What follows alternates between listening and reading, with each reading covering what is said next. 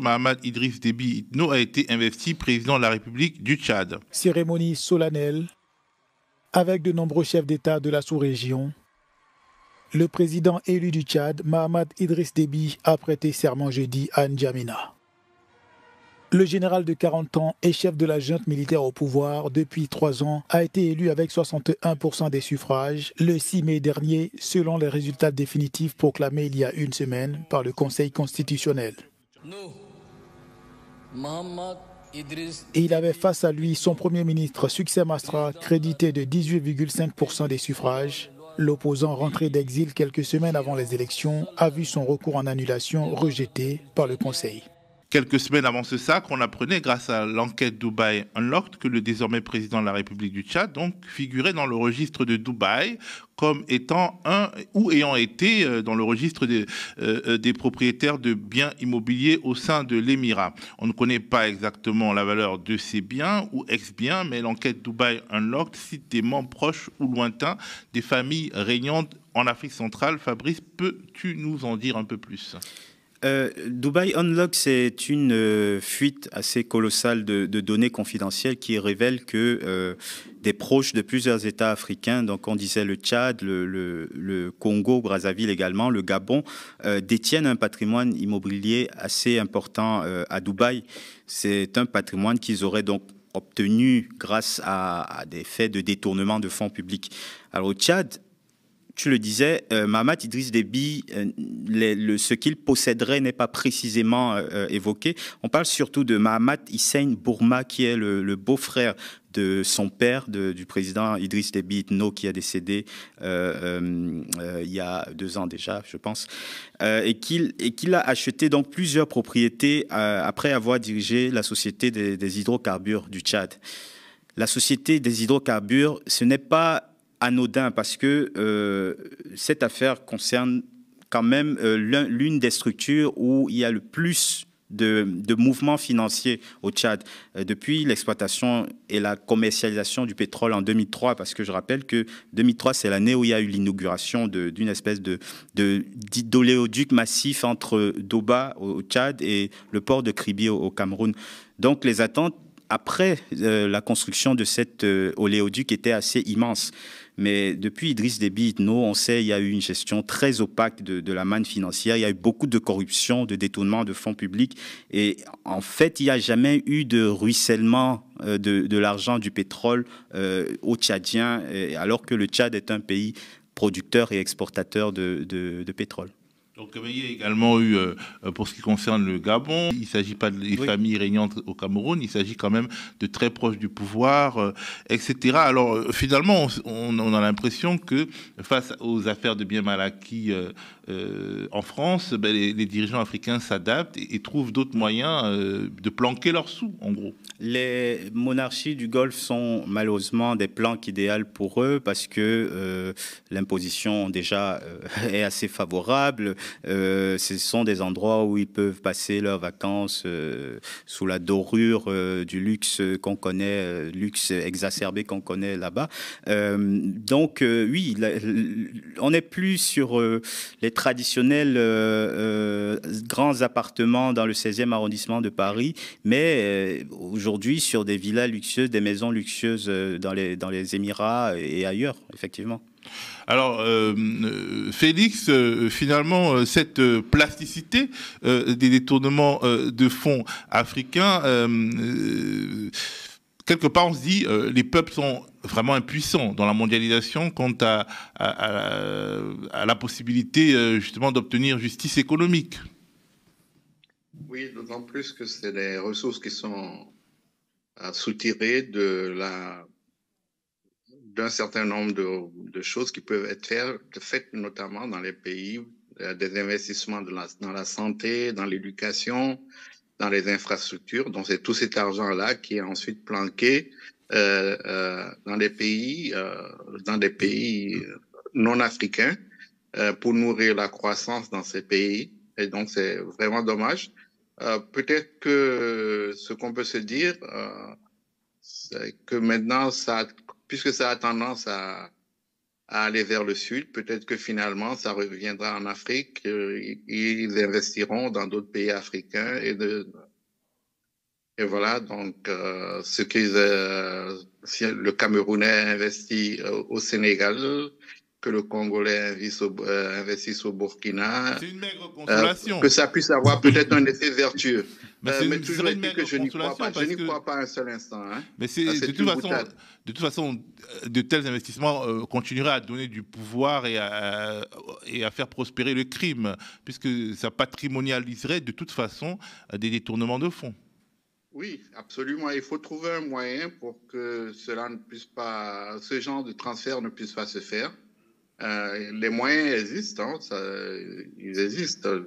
Il suffit d'appliquer un certain nombre de législations pour que les gens ne puissent pas détourner de l'argent qui se retrouve dans d'autres pays, à nourrir l'investissement dans ces pays ou bien à soutenir la croissance dans ces pays qui, par ailleurs, n'ont pas besoin de ce type d'investissement parce que leurs économies sont suffisamment fortes pour ne pas s'accommoder de l'argent qui est détourné ailleurs.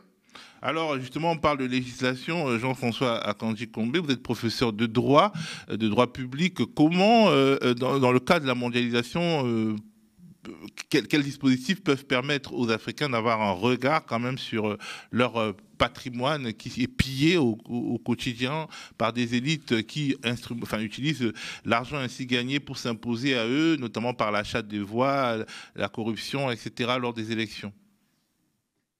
Alors, vous parlez de textes, et il existe des textes internationaux, des conventions internationales qui sont ratifiées par les pays africains, mais qui sont très largement ratifiées dans le monde, à travers le monde, de lutte contre la corruption, contre les détournements de fonds, etc., et qui constituent en fait la base des mesures qui sont prises notamment par les pays occidentaux tels que la France, des mesures qui sont prises dans le cadre des procédures de biens mal acquis dont vous avez parlé. Je parle ici vulgairement, non pas en droit, pour que tout le monde comprenne. Il y a des traités internationaux, mais ça ne règle pas absolument le problème. Ça ne règle pas absolument le problème parce que ces traités internationaux, autorisent les États qui constatent que des biens ont été mal acquis de les confisquer.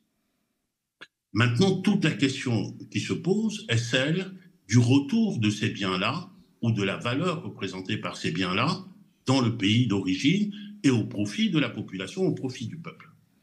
Et aujourd'hui, nous avons encore aujourd'hui, pour être bref, à construire, je crois, une doctrine juridique. Pourquoi? Parce que le bien, c'est la question de la propriété du bien. Ce bien, qui en est le propriétaire?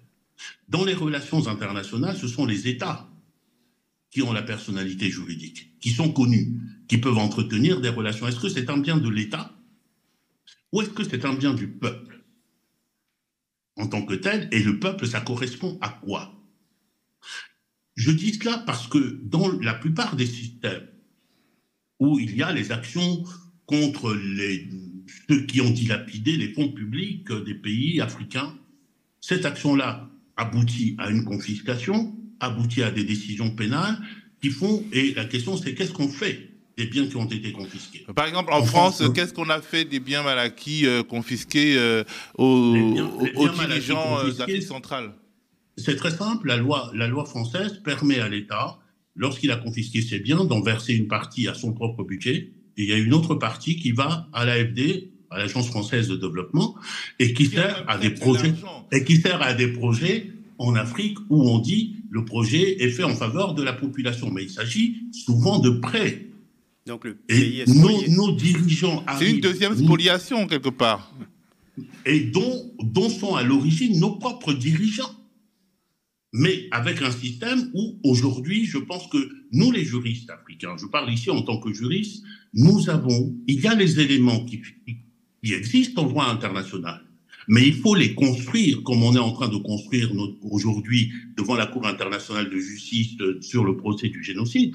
Les États africains doivent s'asseoir, inviter des experts et construire une argumentation juridique qui est possible aujourd'hui sur le fait que ce qui a été pillé, ce n'est pas le bien d'une personne.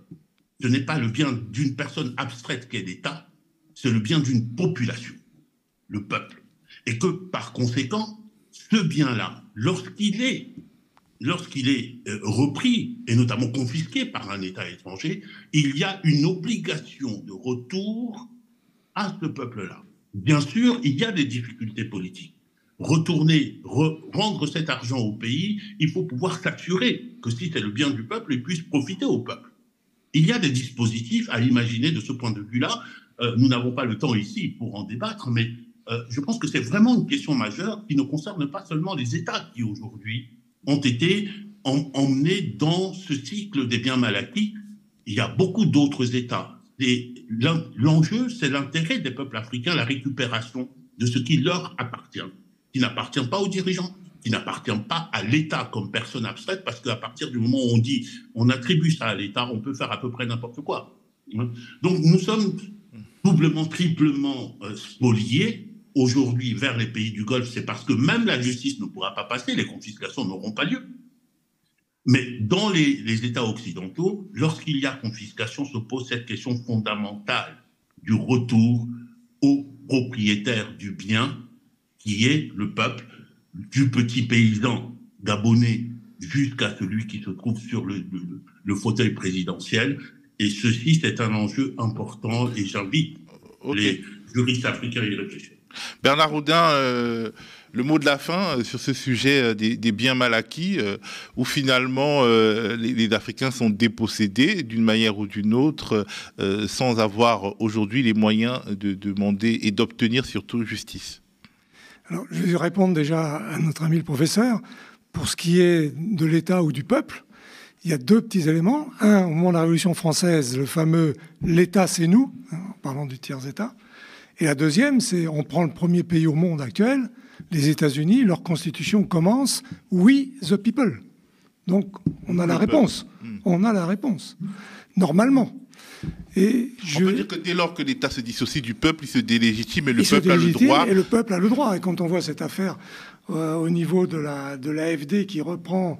L'Agence française de développement qui prête de l'argent à des tarifs quand même élevés. Qui appartient aux habitants du pays à qui il est prêté. Ça, c'est hallucinant. Je vais sortir de la Côte d'Ivoire pour parler un peu de la corruption, parce que sinon je vais rester très longtemps. Je parle de l'Afrique du Sud. L'Afrique du Sud, post-Mandela, a failli sombrer. Elle est en train de se reprendre avec le président Ramaphosa. Mais à l'époque de Jacob Zuma, l'Afrique du Sud a failli vraiment sombrer. Moi, j'y suis allé régulièrement. Et je prends un seul exemple, c'est la Compagnie nationale d'électricité, Eskom. Eskom était la première compagnie africaine d'électricité qui gagnait des milliards en dollars, pas en rand. Et aujourd'hui, cette société est en quasi-faillite. Mais on découvre, par exemple, dans les services généraux, c'est-à-dire on achète les crayons, les gommes, on a retrouvé, les juges sud-africains ont retrouvé des gommes qui étaient achetées 240 000 rands, alors qu'elles valaient 24 rands au supermarché en face des bâtiments d'Eskom. On a retrouvé, par exemple, pour faire tourner les centrales à charbon, des gens qui vendaient du charbon, alors que l'Afrique du Sud est un des premiers producteurs mondiaux, c'était des cailloux avec de la peinture noire dessus. Et le charbon du grand banditisme. Mais c'est un banditisme aux milliards de dollars.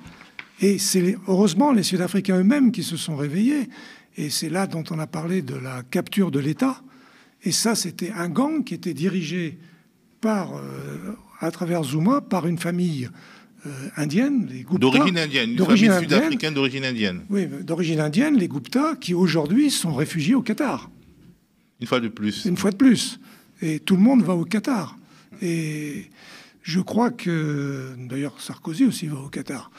Et je pense que... Pour d'autres raisons. Il passait en filigrane. Il passait en filigrane.